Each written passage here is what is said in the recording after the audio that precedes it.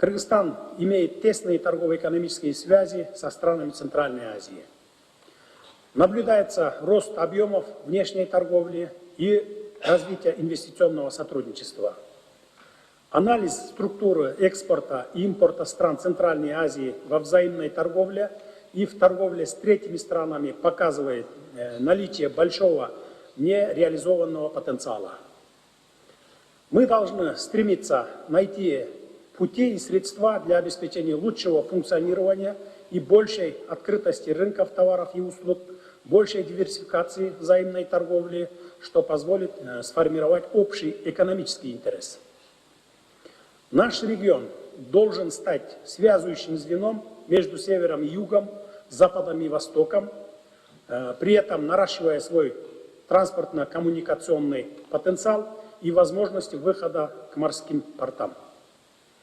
Нужна только политическая воля для устранения барьеров и препятствий. Улучшение процедур прохождения границ и транзита между нашими странами.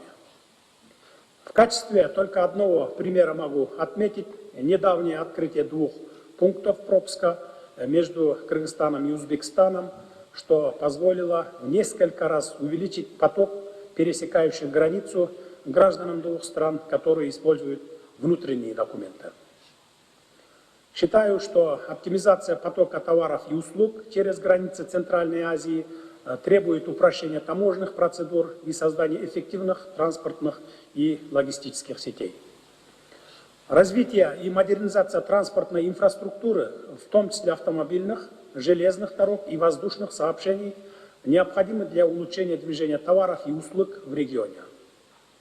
Хочу проинформировать, что переход на устойчивое развитие через продвижение принципов зеленой экономики рассматривается как национальный приоритет в среднесрочных и долгосрочных документах Кыргызской Республики. В частности, продвижение принципов зеленой экономики рассматривается через призму обеспечения сбалансированного экономического роста, экологическую безопасность и активное использование ресурсосберегающих и энергоэффективных технологий.